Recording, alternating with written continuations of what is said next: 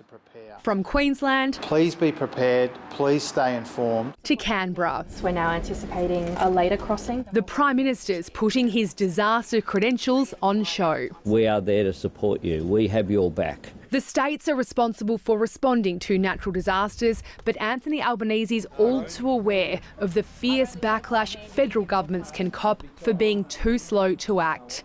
With an election looming, this disaster has an added political dimension. There are no political parties in this process and there are no borders. Council recovery funds have been approved even before the cyclones made landfall. Hundreds of thousands of sandbags have been delivered and choppers pre-positioned, while dozens of defence personnel are going door to door to identify at-risk people. The Australian Defence Force will be there, and every capability that we can bring to bear. The Prime Minister has cancelled a trip to Perth this weekend where he was planning to celebrate a likely Labor win in the state election before calling the federal election for April 12. It's long been his preferred date, but he has to call it by Monday.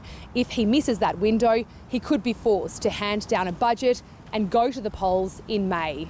With the cyclone heading towards his own Brisbane electorate, Peter Dutton has argued now's not the time to call it. I think it's really the occasion for the Prime Minister to be governing, not campaigning. But those comments have raised eyebrows because the night before, he was nowhere near Brisbane.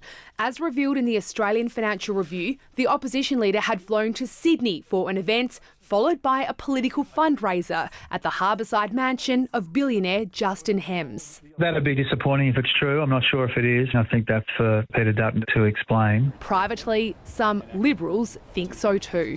Jane Norman, ABC News, Canberra.